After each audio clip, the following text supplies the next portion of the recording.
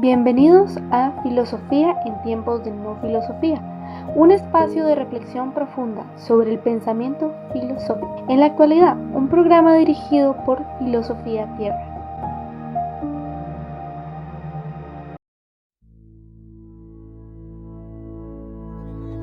Vestíos de toda la armadura de Dios para que podáis estar firmes contra las acechanzas del enemigo.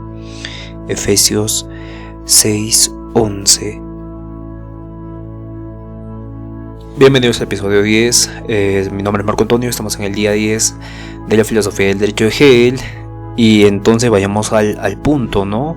El punto es que la filosofía del derecho es un libro que se escribe 19 años después de la fenomenología del espíritu, que se escribe en 1801, y este libro se escribe en 1821. En este sentido, ya avanzamos un poco sobre la introducción que hace Carlos Marx, luego prefacio, y la introducción que vuelve a hacer Hegel en su libro. Y claramente la filosofía del derecho va a estudiar la idea del derecho, ¿no? La idea del derecho, o sea, el concepto y su realización. Entonces la filosofía no trata de meras abstracciones, ideas, sino también de conceptos que sean efectivos para la realidad, porque dijimos que antes se mencionó que Karl Marx criticaba a la filosofía alemana porque esta tenía buenas ideas pero vivía sin aplicarlas en la realidad. Y claro, vivía en un tipo de feudalismo, pero con los problemas de la modernidad de su tiempo, ¿no? Que había pasado Francia y Inglaterra, un diferente proceso político de revoluciones, y Alemania no había hecho eso. Y en este sentido, todo se va a ajustar a que las meras ideas abstractas ya no sirven para la política moderna, para hablar de la sociedad. Entonces Hegel también va a criticar esta parte de que nosotros no, los alemanes estaban muy sentimentalistas cuando hablaban de la moral, cuando hablaban de lo social, no estaban dejándose llevar por el sentimentalismo. Y eso decía Hegel, que no hacía que las personas sean más racionales al aplicar las ideas al ámbito moral, al ámbito del derecho, al ámbito de lo social, al ámbito de la política. Y en este sentido escribe este libro como una guía para sus estudiantes de Derecho y Filosofía, para recalcar la idea que Hegel está tratando de plasmar, ¿no? Pero vemos que es una idea que ya viene de la fenomenología del espíritu, porque la fenomenología del espíritu termina en que la razón se convierte o se manifiesta en un proceso histórico, la razón o el espíritu absoluto, ¿no? Pero claro, aquí ya se tiene en cuenta que, o sea, ya se sabe, se sobreentiende que cuando se habla, la razón se va a manifestar en las instituciones, se va a manifestar en el derecho, se va a manifestar en la política, ¿no? En el Estado. Entonces, estas instituciones son la razón misma, o sea, son la manifestación del espíritu absoluto. O sea, se sobreentiende, ya no va a repetir lo mismo para llegar a ese proceso. Y en este sentido, él va a aplicar un método científico al derecho. Ese es el punto, aplicar un método científico, porque episodios anteriores nos dijo que el derecho se estaba dejándose llevar por opiniones, que solo hablábamos del derecho positivo como algo que era impuesto, y esto impuesto era algo histórico y que se estaba manejando de esa forma, y no íbamos al fondo del derecho, ¿no? Y claro, la ciencia del derecho es una parte de la filosofía, diría Hegel, que debe desarrollarse a partir de la idea de que es el derecho, no siguiendo un propio razonamiento en su pensamiento filosófico, donde tienes una racionalidad interna, porque es una manifestación del espíritu absoluto, y el espíritu absoluto se manifiesta en la historia, en las instituciones en este caso. Bueno, de hecho sí, en las instituciones al fin y al cabo. Entonces el concepto de derecho no se va a definir arbitrariamente, sino que va a presuponer cómo va a ser el resultado de la filosofía previa, ¿no? La filosofía del derecho nos va a decir que realmente viene de la voluntad, como vimos en el episodio anterior. La voluntad va a dividirla en distintas partes, ¿no? Una voluntad que es no libre, una libertad limitada que se basa en la negación, donde el yo se va a negar todo, yo no soy esto, entonces es limitado. Y luego el yo se define, ¿no? El yo termina poniéndose límites. Yo soy Marco y amo a esta mujer. Entonces ese punto va a limitar a no amar a otras mujeres. Y en ese sentido el yo se limita. Entonces al limitarse y al expander, al ser ilimitado, no está el concepto ideal, no está la verdadera libertad. La verdadera libertad está cuando uno estos dos conceptos, o sea, cuando soy completamente libre, el no me limito, y el cuando me limito, ¿no? Entonces llega la síntesis, este proceso dialéctico. La verdadera voluntad está cuando hay este cruce. Yo he decidido amar a esta mujer y no amar a otras mujeres, pero porque soy libre de hacerlo, ¿no? Me limito a mí mismo, tengo autoconciencia, realizo la autoconciencia en mí para darme cuenta de mi libertad, para hacer uso de mi libertad. Ese es el punto, ¿no? Pero ahora aplicamos las leyes, ¿no? ¿Cómo serían entonces en las leyes? Entonces en las leyes sería de esta forma.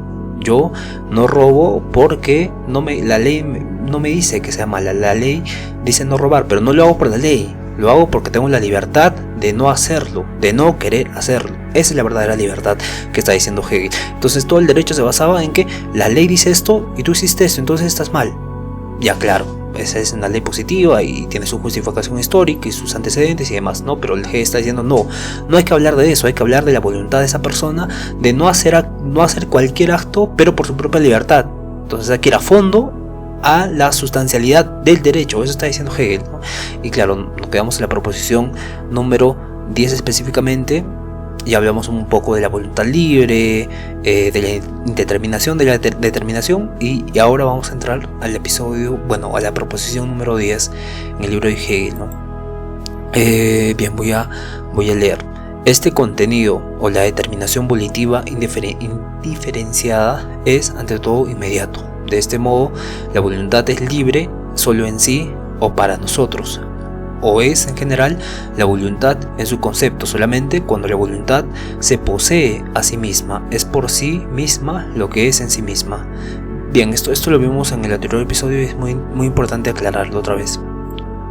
Bien, entonces la libertad no es solo poder elegir entre varias opciones, sino que es reconocerse a uno mismo en lo que se elige, ¿no? Yo elijo tal cosa y me reconozco en esa cosa que elijo. Pero claro, yo elijo desde la razón, porque me reconozco primero. Por ejemplo, si alguien elige comer sano, entiende que quiere cuidar su cuerpo, ¿no? Entonces esa es la libertad real, ¿no? Pero si lo hace solo porque todos lo hacen o porque se lo imponen, entonces su voluntad no es libre, porque solo obedece. Ese es el punto. Bien, luego sigue diciendo en la 11, la voluntad libre solo en sí es la voluntad inmediata o natural. Ya dijimos que es la voluntad libre. Las determinaciones de la diferencia que el concepto autodeterminante pone en la voluntad aparecen en la voluntad inmediata como un contenido existente directamente. Son los estímulos, los deseos, las inclinaciones con los cuales la voluntad se encuentra determinada por la naturaleza. Este contenido con las determinaciones ulteriores deriva, por cierto, de la racionalidad del querer y es así racional en sí, pero vertido en tal forma de la contigüidad. No existe aún en la forma de la racionalidad. Este contenido es, por cierto, para mí, el mío en absoluto, ¿no? Pero esta forma y aquel contenido son todavía distintos y la voluntad es por eso en sí voluntad finita. Bien, en este punto Hegel nos muestra que el ser humano al principio no es libre plenamente, ¿no? Su voluntad está llena de deseos, placeres, miedos, amor, ambición, lo que fuese. Todo eso va a impulsarlo a actuar, pero sin una reflexión. Y claro, ahí está una libertad aparente, ¿no? Una libertad aparente porque aunque diga yo quiero esto, en realidad no se manda a sí mismo, sino que obedece a sus inclinaciones, obedece a sus miedos, a su amor, a su placer, a su hambre, a su ambición y demás, ¿no? Por eso esa voluntad natural es una voluntad finita, porque su horizonte es corto, es limitado a lo que está determinado, a lo que siente en ese momento. Entonces la verdadera libertad viene recién cuando el hombre piensa y decide desde sí mismo, guiado por la razón, por su razón, actuar, elegir sobre algo, no por sus impulsos, ¿no? Entonces aquí hay algo muy interesante en separar razón, emoción o sentimiento o impulso o intuición. Pero claro, ahí no hablar de la intuición en estas cuestiones más prácticas, pero dice que tenemos que estar guiados por la razón para que tengamos esta libertad verdadera. Bien, luego continúa mencionando: el sistema de este contenido, tal como se encuentra inmediatamente en la voluntad, es solo como cantidad y multiplicidad de instintos, cada uno de los cuales es un absoluto mío entre los otros y al mismo tiempo algo universal e indeterminado, que tiene varios objetos y maneras de satisfacción, por el hecho de que la voluntad en esta doble indeterminación se da la forma de la individualidad, es determinante y solo en cuanto a la voluntad decidida es voluntad real en absoluto. Bien, entonces Hegel explica que en su forma más natural la voluntad está llena de impulsos, como dijimos, hambre, sed, deseos, amor, curiosidad, placer, miedo, etc. Entonces cada uno de esos deseos se refiere a un mío, ¿no? Esos deseos tienen este mío, mí, porque estamos sintiendo, ¿no? Pero a la vez que estamos sintiendo, como parte de nosotros, como forma individual, también se vuelven universales, son algo universal, porque todos los seres humanos los tienen también. Entonces estos deseos todavía son indeterminados, porque cada uno puede dirigirse a muchos objetos distintos. Deseo comer y otro desea tal cosa, pero luego deseo yo tal cosa y él desea comer. Entonces hay esos tipos de indeterminación. Entonces se necesita la satisfacción de varias maneras. Por ejemplo, el instinto de conservación busca descanso, protección, refugio, comida. El deseo de reconocimiento puede expresarse queriendo ser admirado o amado o tener poder. O el impulso sexual puede tomar múltiples formas, ¿no? Entonces esto va a formar un sistema caótico de deseos y claro, esta multiplicidad se convierte en un caos, ¿no? Un desorden. Entonces en la vida interior del ser humano ocurren estos deseos y claramente tienen esta doble indeterminación, porque él dice que de esta situación surge un deseo indeterminado de sí mismo y la voluntad misma también está indeterminada, ¿no? Porque no sabe qué elegir. Entonces cada deseo es indeterminado porque se dirige a muchos objetos distintos. Un deseo de placer, pero este placer puede ser de chocolate, puede ser de viajar, puede ser de una relación, pero claro, cada deseo es indeterminado en sí mismo. Luego está la voluntad, que también está indeterminada porque no ha decidido qué quiere realmente hacer. Entre todos esos impulsos, en otras palabras, hay demasiadas ganas de muchas cosas, ¿no? Pero sin una dirección, sin una jerarquía. Y claro, esto cambia cuando la voluntad se vuelve real al decidir, ¿no? La voluntad se hace realidad cuando se decide, es decir, cuando elige un objeto concreto entre muchas posibilidades y dice, esto es lo que quiero. En ese momento la voluntad se da una forma individual, deja de ser una nube de deseos y se convierte en una acción concreta. Y esa acción concreta es lo que él está rescatando acá. Solo en cuanto nuestra voluntad decide, cuando va a decidir, la voluntad se va a hacer real. Se hace real, ¿no? Y claro, por ejemplo, mientras yo solo piense, tengo hambre, mi voluntad está indeterminada. Pero cuando yo voy a preparar una sopa, me levanto y voy, mi voluntad se vuelve real y efectiva. Esto justifica la acción, ¿no? La acción deliberada, hablando propiamente en derecho. Bien, luego sigue diciendo, con la decisión, la voluntad se pone como voluntad de un individuo determinado y que se distingue por sí frente a otro. Pero además de esa finitud como conciencia, la voluntad inmediata es formal, en razón de la diferencia entre su forma y su contenido. Le pertenece solo la decisión abstracta como tal y el contenido no es todavía el contenido y la obra de su libertad. Bien, aquí Hegel dice que cuando un ser humano decide algo, su voluntad se vuelve propia, se vuelve individual y distinta a la de otro ser humano, ¿no? Su voluntad es particular y claro, se vuelve un individuo determinado, pero en este punto inicial esa decisión es todavía formal, es decir, tiene la capacidad de decidir, pero sin un contenido, ¿no? Sin que provenga de un ideal universal, de una razón libre. Más bien es determinado por un impulso, un deseo natural. Entonces Hegel va a explicar que esa voluntad es formal y abstracta. Actúa por decidir, pero aún no es verdaderamente libre, no va a actuar por decidir. Por ejemplo, cuando digamos una persona entra a una tienda y dice, no necesito esto, pero lo quiero ahora mismo. Entonces esta persona decide por su voluntad, y claramente usa su voluntad para decidir lo que quiere, pero la decisión lo lleva a comprar compulsivamente, ¿no? E impulsivamente. Entonces es un deseo inmediato, no una reflexión. no hay un autodominio, no hay un tipo de racionalidad, solo hay impulso. Entonces la voluntad actúa pero sin libertad interior. Ese es el punto que está distinguiendo acá Hegel, porque va a seguir esta persona esclava de sus deseos, aunque crea que elige libremente, ¿no? Se necesita esta libertad interior. Por eso en la 14 va a decir la voluntad infinita. La voluntad finita, recordemos que es la voluntad, el yo que se determina. Yo quiero esto cuando decides, ¿no?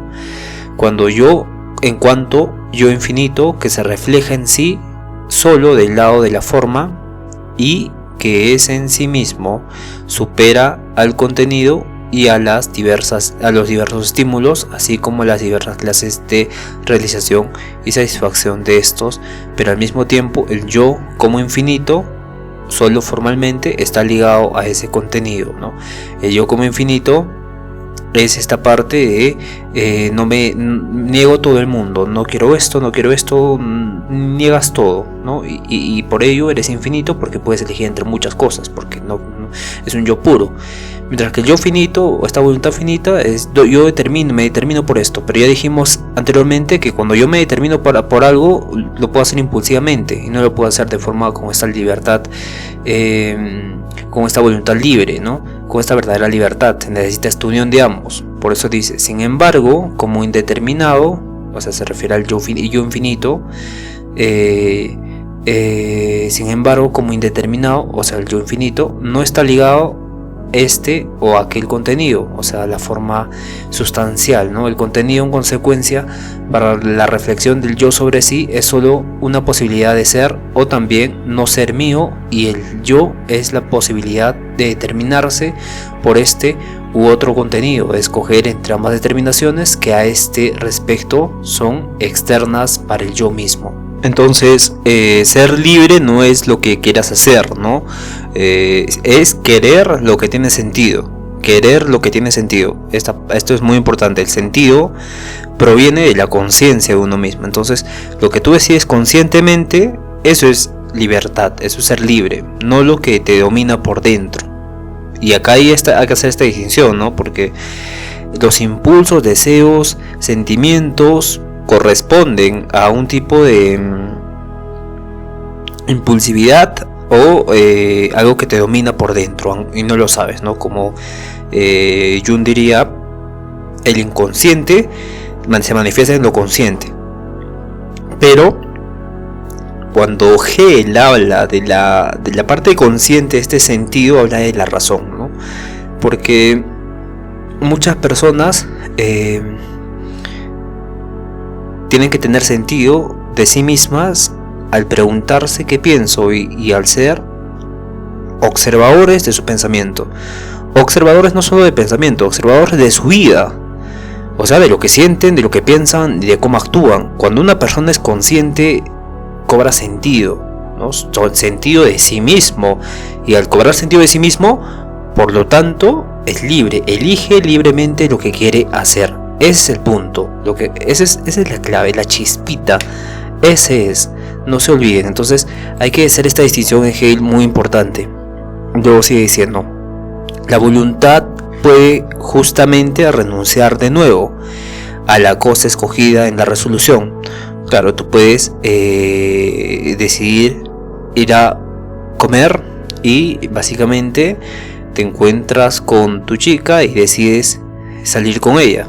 Entonces hay este tipo de renunciamiento de la voluntad, ¿no? O te vas a comer a un restaurante y tienes prefijado eso, pero claro, en ese instante está cerrado o cualquier cosa pasa y decides ir a otro lado, ¿no? Entonces a eso se refiere, no esta parte inconsciente de impulsiva, por ejemplo. Entonces se trata de decisiones. Luego dice: pero con esta posibilidad de sobrepasar continuamente todo contenido que sustituye hasta el infinito, claramente podemos decidir salir a comer pero está cerrado, ya decides ir a otro restaurante pero está, digamos, ocupado, se acabó el menú, ya entonces decides ir a comer al mercado, vas al mercado, no hay comida, entonces ya no decides ir a comer, entonces decides a tomar jugo, no hay jugo, o si decides tomar jugo, pero ¿qué jugo? ¿De qué sabor? Entonces así va a surgir este círculo infinito, ¿no? Si vamos exagerando un poco más, pero bueno, luego dice, la voluntad no sabe de la finitud. Bueno, eso se refiere, ¿no? Que la voluntad nunca sabe de la finitud. La voluntad es como es, ¿no? Y claro, dice luego, porque cada contenido precisamente es distinto de la forma. Es algo finito, es un algo finito. La forma es algo finito, ¿no? Por ejemplo, el restaurante, decidir yo ir al restaurante es finito, ¿no? Ya me he predefinido, pero luego va a haber otras formas en que se va a manifestar mis decisiones y van a ser finitas también, eso está diciendo. No van a ser iguales, no voy al restaurante y estoy yendo a otro que es idéntico a ese mismo porque no puedo. Ese es el punto. Y luego dice, y lo opuesto a la determinación, que es la indeterminación, es solo otro momento igualmente unilateral. Mira, lo que Hegel está diciendo es que si solo cambias de deseos, por más que digas, yo hago esto, luego esto, luego esto, luego esto, si sigues siendo esclavo de tus deseos, quiere decir que no eres libre, ¿no? Si te niegas a decidir, también sigues atrapado. Pero la libertad real no está en hacer lo que quieras ni en no hacer nada. Está en decidir con razón, pero con propósito, con sentido, ¿no? En general, en unir la decisión, que es la forma en que vas a hacer las cosas, y el contenido, que es la razón por la que vas a hacer esas cosas. O sea, la forma y el contenido, ambas. Eso es importante aclarar.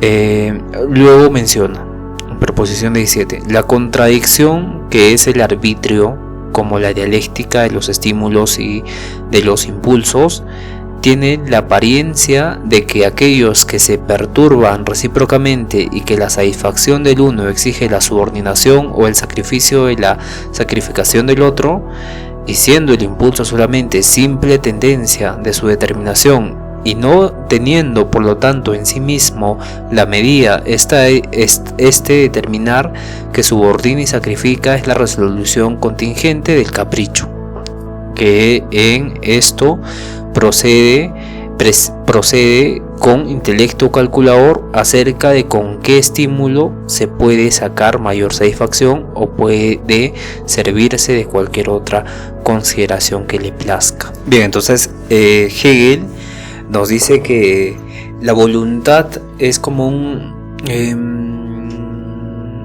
es entendida como hago lo que quiero. Bueno, no, para él no, pero se entiende comúnmente que la libertad es hago lo que quiero. Pero este término, hago lo que quiero, él la denomina arbitrio. Esto es arbitrario. Bien, detengamos ahí un ratito.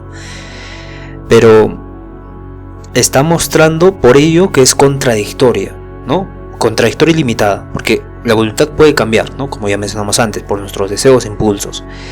Entonces, cuando dice la contradicción, que es arbitrio como dialéctica de los estímulos y de los impulsos, dice que la voluntad es caprichosa, en otras palabras, caprichosa, porque está llena de conflictos internos, porque dentro de una persona hay muchos impulsos, muchos deseos diferentes que se contradicen entre sí. Entonces, primero soy libre.